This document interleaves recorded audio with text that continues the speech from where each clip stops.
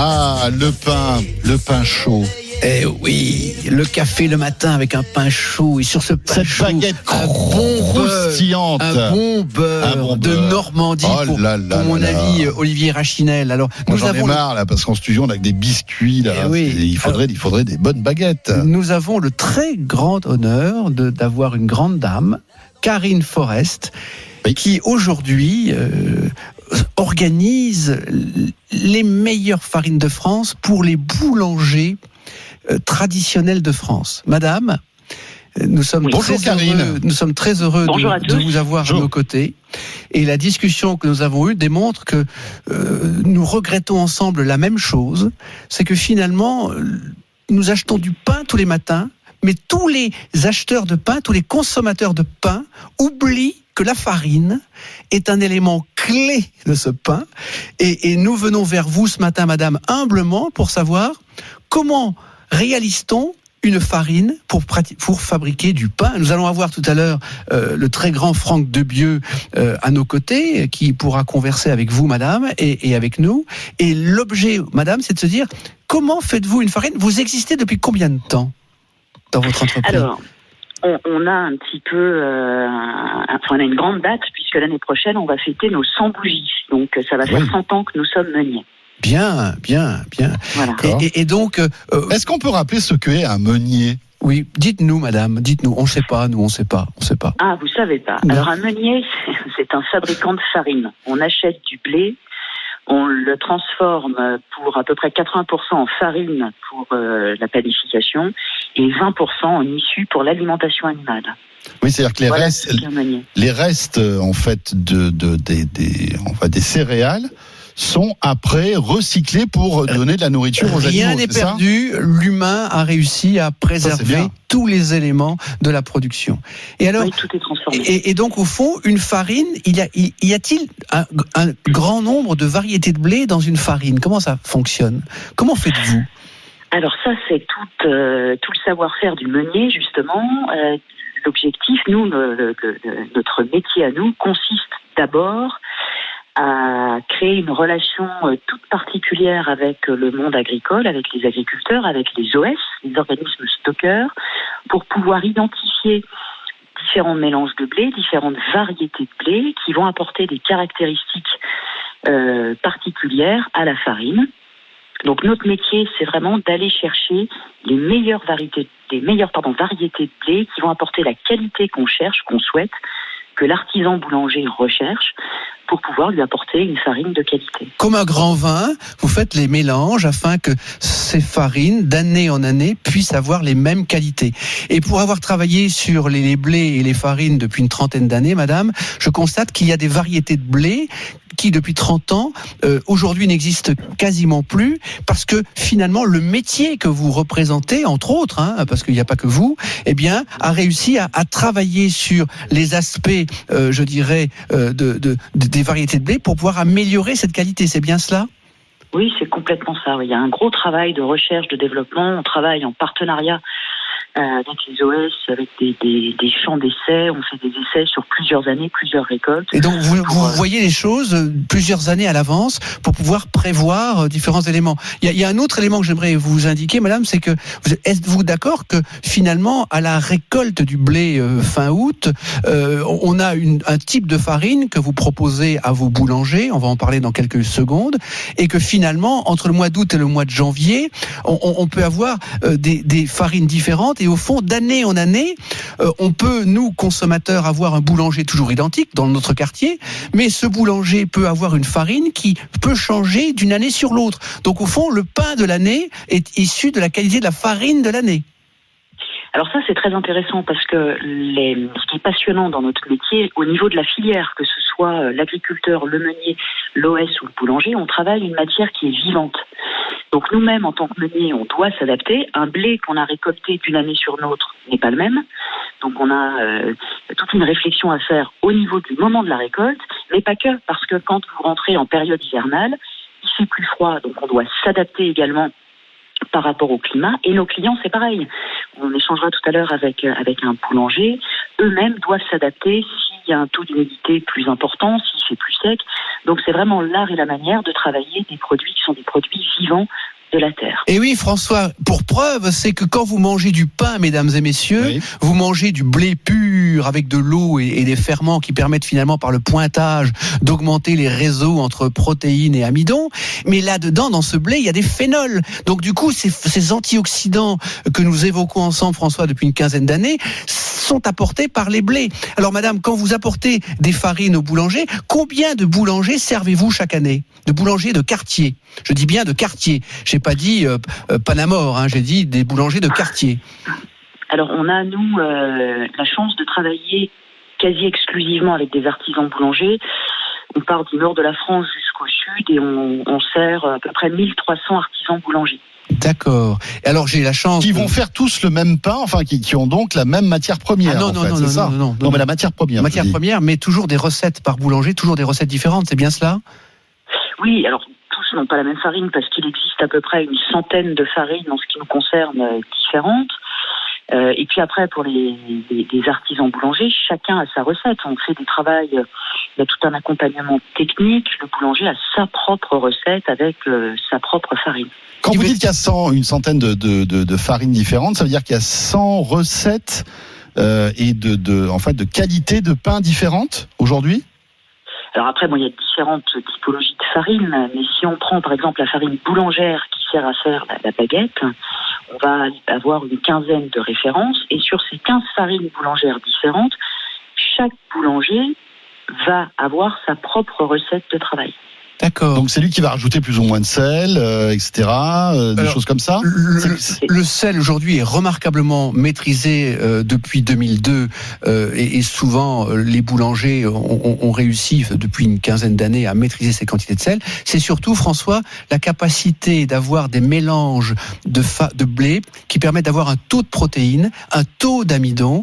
Moi, j'aime pas la notion de W parce qu'on va pas expliquer ça aujourd'hui, on n'a pas le temps, madame, mais l'idée c'est d'apporter une modernité et la transparence sur la qualité de production que vous réalisez. Par exemple, François, nous discutions hier avec Madame Forest pour préciser que la production raisonnée de blé est bien plus efficace que la production bio. Qu'en pensez-vous, Madame, sur ce sujet ? Oui, c'est un sujet d'actualité. Aujourd'hui, nous sommes très sensibles à la démarche culture raisonnée pour appartenir à la filière CRC. Ce qui est important en fait dans cette démarche, c'est de pouvoir co-construire un cahier des charges qui s'inscrit dans une démarche vertueuse avec les agriculteurs, avec les OS. Et c'est vrai qu'il y a un travail qui est remarquable qui est fait au niveau des agriculteurs sur la variété de blé, sur la manière de travailler le blé, qui est tout à fait intéressante et dans laquelle on se retrouve bien au niveau de la culture raisonnée. Oui, avec la maîtrise des mycotoxines, la maîtrise absolue du phytosanitaire, où on voit bien qu'on est bien mieux en culture raisonnée qu'en culture bio sur certains produits phytosanitaires. Juste, j'avais une question. À partir du moment où vous fabriquez cette farine, il faut qu'elle soit consommée, en tout cas travaillée rapidement, ou est-ce que ça peut se conserver longtemps ? Alors, une farine, une fois qu'elle est produite, on va la laisser reposer un petit peu, mais on a une durée, si vous voulez, on peut la conserver pendant 9 mois, la farine. Après, il faut être vigilant sur les conditions de stockage, on va pas la laisser à 40 degrés, mais dans des conditions de stockage normales, la farine se conserve 9 mois. Christian, qu'est-ce qu'il y a ? Alors, cela dit, on va peut-être poser la question à notre invité Franck Debieux qu'on accueille tout de suite. Madame Forest reste avec nous. Bien sûr. Bonjour Franck Debieux. Bonjour Christian. Quel bonheur de vous avoir. Vous êtes boulanger et vous dirigez donc l'établissement L'Étoile du Berger, qui est une boulangerie. Vous êtes basé où ? Alors on est basé sur Sceaux, Meudon, Palaiseau, et puis on a 2 magasins sur Paris, un dans le 6e et un dans le 14e. Parfait. Une baguette, c'est quoi en fait ? C'est quoi la recette d'une baguette ? C'est une histoire d'homme. C'est déjà une histoire d'homme. Là, je retrouve Franck. J'ai connu Franck quand j'étais enseignant à l'École centrale de Paris. Alors, dites-nous ce que c'est une baguette, parce que mes étudiants adoraient votre pain. Non, donc, ce qui est important dans l'approche d'un pain, c'est, je dirais, c'est de ne pas trop pétrir, de laisser fermenter le produit, de travailler avec des levains faut laisser du temps. Nous, par exemple, la flûte du berger, il nous faut à peu près 24 heures pour la faire, quoi. Un Saint-Père qui a un pain qui est pétré à la main, il lui faut 48 heures, quoi. Donc c'est toute une notion de temps. Pour former un boulanger, il faut à peu près une dizaine d'années. Ah ouais. Oui. Donc, oui, c'est un doctorat. C'est un doctorat. Les gens savent pas ça. On a pas mal échangé avec Christian sur ça. C'est du temps. Ça veut dire que le boulanger, bien sûr, il va travailler avec ses sens, avec son toucher, avec développer l'odorat, le goût. Il va développer tous ses sens qui vont faire qu'à un moment donné, il va accompagner la réalisation d'une baguette. Alors, ce que je vous disais tout à l'heure, on la pétrit pas trop, on lui laisse, je dirais, une bonne fermentation Christian parlait tout à l'heure du pointage. Donc, c'est la première fermentation qui va développer les arômes. Et derrière, on va aller vers, je dirais, un développement de ferment qui va jouer sur le goût et la conservation. Et puis, la chose essentielle dans une baguette, c'est la fraîcheur. Ça veut dire que nous, à l'Étoile du Berger, on essaye de pas dépasser 1 heure de rayonnage. C'est très important. Je dis souvent. Donc il faut plusieurs fournées par jour, histoire d'avoir le pain le plus frais possible pour le consommateur, en fait. Essentiel. C'est essentiel. La fraîcheur de la baguette. Ouais. C'est le premier critère. Il y a 3 critères.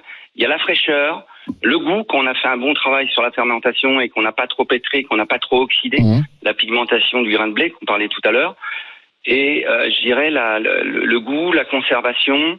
Et puis voilà, c'est vraiment, je dirais, dans une approche en même temps de proximité.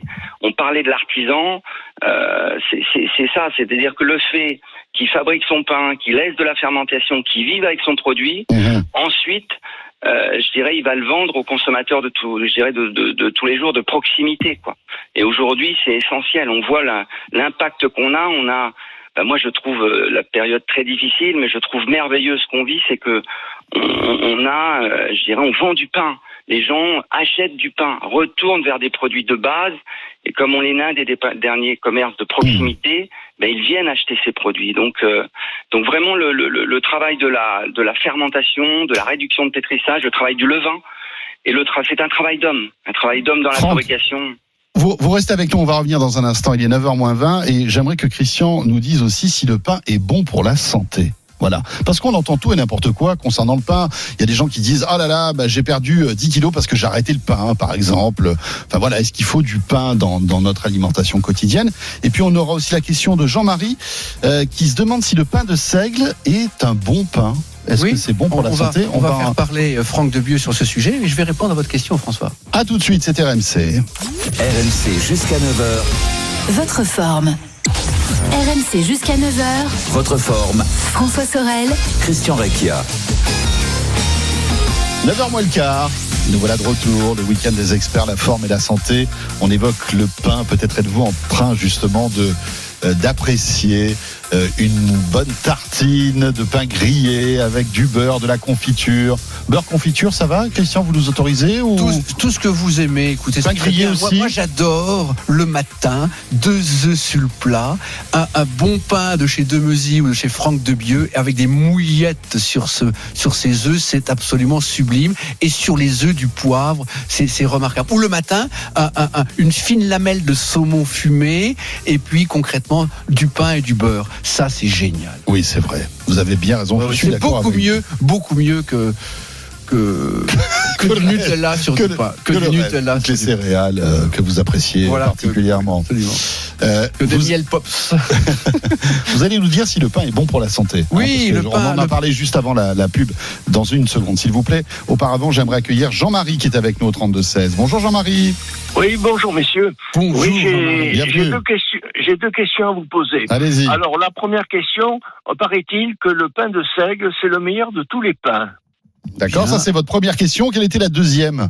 Alors la deuxième question, c'est le pain complet qu'on achète chez le boulanger. C'est un pain, disons, vous mangez du poison. Pourquoi vous mangez du poison ? Parce que ce pain complet n'a pas été traité et vous mangez les engrais chimiques et vous mangez en même temps les pesticides. Eh bien, dites-moi, alors que le pain blanc, disons, je veux pas dire qu'il est meilleur, mais il a quand même été traité. Et à ce moment-là, vous mangez pas les pesticides et les engrais chimiques comme dans le pain complet. Vous y connaissez, Jean-Marie, dites-moi. à ce moment-là, il faut aller dans un magasin diététique. À ce moment-là, paraît-il, il n'a pas été traité avec des engrais chimiques ou les pesticides. Eh bien, écoutez, cher ami, je n'ai à peu près pour 9 heures pour répondre à cette question fondatrice. Et je sais que François va beaucoup aimer. Alors, on a 9 minutes. Sur le pain sec, on va interviewer Franck. Interviewons, comme on disait dans les années 60. Alors, absolument, interviewons. Alors, le pain de seigle. Ouais, alors sur le pain de seigle, je dirais que c'est un très bon pain. Nous, on le fait avec de l'eau à 80 degrés pour agir sur les gommes. Et on fait une fermentation sur 12 heures. Donc je dirais que c'est un très bon pain. Tous les pains sont bons, mais voilà. Après ça dépend de toutes les approches. Par exemple, sur le complet, nous on n'utilise que des farines bio, c'est-à-dire que toutes les farines avec issues, on utilise des farines qui n'ont eu aucun traitement, quoi. Ou alors avec des farines issues d'une production raisonnée. Peut-être plus perspicace que moi pour aborder sur les fibres. Christian, et sur le complet. Juste, alors pour compléter la réponse de Franck, le pain de seigle, est-ce que c'est meilleur que les autres pains ? Oui, alors c'est encore une fois, chaque variété de céréales apporte ses nutriments et son intérêt.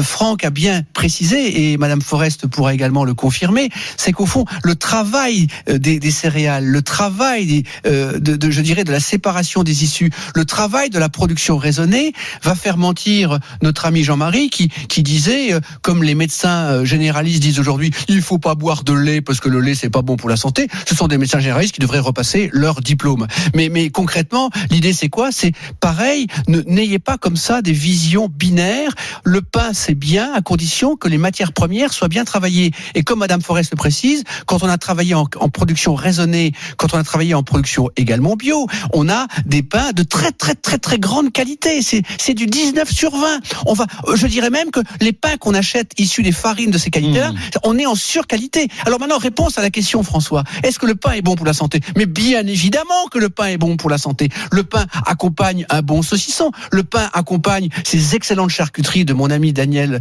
Muller. Mais vaut mieux choisir une baguette, on va dire, qui a été issue d'une farine de qualité. Et quand vous achetez une baguette, vous savez, à 3 francs 6 sous, à 22 centimes d'euros la baguette, dans un magasin d'outre-tombe, concrètement, et que la baguette est très légère en main, et que la baguette, elle est morte au bout de 2 heures, elle sort du four, 2 heures après, elle est morte. Il y a des millions de baguettes comme ça qui meurent chaque jour. Donc, l'idée, c'est quoi ? C'est de se dire, achetons un pain qui est capable de tenir 8, 9, 10, 12 heures, et je peux vous dire que le pain de Pierre de Mezy ou le pain de Franck de Bieux, ce sont des pains qui durent 24, 48 heures, et que c'est un bonheur de les réveiller. Sans doute pas une baguette qui dure 48 heures. Non, mais je parle du pain qui prend 48 heures de pointage. C'est un pain que l'on réveille et que l'on met au chaud, et le lendemain, il est remarquable. Donc l'idée, c'est quoi ? C'est de se dire que le pain contient des protéines, le pain contient des fibres, le pain contient des phénols. Les fibres, on en a besoin, ma foi, de 25 grammes par jour. Eh bien, le pain, quand il est complet ou quand il est de seigle, il peut contenir jusqu'à 5 à 7 grammes de fibres. C'est remarquable. Quel type de pain ? Parce que maintenant, on arrive dans une boulangerie, je ne sais pas si vous avez remarqué, mais vous avez il y a trop de variétés de pain. Vous avez la baguette normale, la baguette tradition, la baguette avec des multicéréales, etc. Est-ce qu'il y en a ?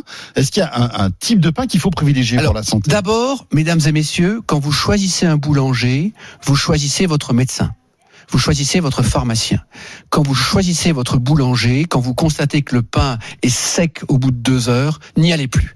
Quand vous constatez que le pain est crémeux, que c'est aussi bon qu'une brioche, là, il faut commencer à être attentif sur ce pain. Quand le boulanger est capable de parler de sa farine, comme il parle de sa production, là, vous avez un boulanger bien éduqué. Et quand en plus, vous avez, vous achetez le pain à 8 heures du matin et qu'à midi, le pain explose, de flaveur et de saveur, là, vous avez un pain de très grande qualité. Et quand le soir... Donc plutôt tradition, la baguette normale, plutôt tradition. N'allez pas vers des pains ultra sophistiqués, soyez traditionnels. Alors, si vous voulez vous faire plaisir un matin avec des pains de céréales... On rajoute des céréales, voilà, des pains avec des graines de courge, des machins, des trucs comme ça. C'est du plaisir, c'est du goût. Moi, je préfère manger un pain de Franck de Bieux qu'une bonne brioche, ou alors, quitte à manger une brioche, allons en Vendée pour manger une bonne tresse. Mais l'idée est de dire que le pain doit être un accompagnateur du repas, mais aussi un accompagnateur des collations pour enfants. Moi, je vois mon petit Vittorio qui a 8 ans, il ne mange aucune pâtisserie. Sa pâtisserie, c'est le pain. j'ai la chance d'avoir un équivalent Franck Debieux à quelques centaines de mètres de chez moi. Il a véritablement compris que le pain est remarquable. Christian. Combien de pain? Le volume d'une demi-baguette par jour et pas plus. Une demi-baguette par jour. Oui, c'est pas beaucoup plus, si vous voulez. Okay. Attention, il y a des grands gourmands avec du fromage, évidemment, quand vous faites le pain fait grossir ou pas? Mais non, ce qui fait grossir, c'est le sucre, c'est la barre Mars, c'est le soda, c'est le coca, c'est le Nutella. Mais pourtant, il y a des gens qui disent, j'ai arrêté le pain, j'ai perdu 5 kilos. Ah, mais oui, mais attendez, c'est très compliqué. Je dirais que pour expertiser quelqu'un sur le plan nutritionnel, quelqu'un qui est légèrement dodu, onctueux, concrètement, c'est pas un mangeur de pain. Généralement, on lui trouve d'autres défauts avant le pain. D'accord. Et je dirais même que le pain est un régulateur de la fonction glycémique quand le pain est de qualité. Madame Forest, est-ce que vous avez travaillé sur les quantités de fibres qu'il y a dans les farines chez vous? Oui, bien sûr, c'est des données très importantes. On recherche, on est en partenariat avec des laboratoires où on va chercher justement toutes ces dimensions nutritionnelles, santé, parce que c'est très important, je pense, de faire savoir que quand on consomme du pain, eh bien, on préserve sa santé. Ça, je partage complètement et charge à nous de donner un maximum d'informations aux consommateurs sur ce sujet-là. Et c'est vrai que, pour revenir à ce que disait Christian, Karine, tout ça est assez opaque. Je vais chez mon boulanger. Alors, de temps en temps, j'ai des informations concernant la provenance de la farine, etc. Mais c'est pas systématique. Alors, comment faire? Il faut poser la question au boulanger. Oui, il faut que le boulanger sache parler de sa farine comme il parle de sa façon de faire le pain. Et les boulangers ne savent pas. Karine. Disons qu'on a au niveau de la filière véritablement un savoir-faire, et l'enjeu maintenant, c'est de le faire savoir. Donc de communiquer, que ce soit l'agriculteur, le meunier, le boulanger, c'est très important qu'on communique auprès du consommateur, parce qu'on a de très belles choses à dire. On fait un travail de qualité où il y a des arguments clés au niveau de la santé. Et l'enjeu, c'est effectivement de savoir le communiquer dans les boulangeries auprès des consommateurs. Alors Franck, nous nous sommes rencontrés il y a quelques années, ça fait quelques années qu'on ne se voit plus. Ouais. Est-ce que vous faites toujours ces formations de vos collaborateurs sur le pain, c'est la vie, et il y a vraiment un art, car expliquez-nous en quelques secondes comment une batterie de collaborateurs ayant la même pâte, en travaillant cette pâte avec leurs mains, leurs bras, sortent un pain différent. Comment ça fonctionne tout ça? Comment c'est possible? Je dirais que automatiquement c'est l'essence de la personne qui va réaliser le pain, quoi. Donc être boulanger, c'est un don. C'est comme quelqu'un qui joue de la musique, c'est comme quelqu'un qui jardine, c'est un don. Donc auprès des collaborateurs qu'on a et qui fabriquent, eh ben on cultive ça avec eux. Ça veut dire tout à l'heure on parlait de je dirais essentiellement du levain. C'est quelque chose un boulanger qui rentre à l'Étoile du Berger, on va lui donner une souche de levain, on va lui donner de la farine, et puis pendant 15 jours, il va la cultiver, il va l'entretenir, il va la faire vivre. C'est-à-dire qu'il va rentrer en rapport avec lui, ce qui veut que derrière, il va construire, je dirais, son pain comme il va se construire en tant qu'homme. Donc il y a une vraie relation très forte, je dirais, du boulanger avec la matière, quoi. Franck Debieux, merci beaucoup. Merci pour toutes ces précisions. Merci Karine Forest. C'est un sujet passionnant. Merci infiniment. Merci Christian. À bientôt. Merci.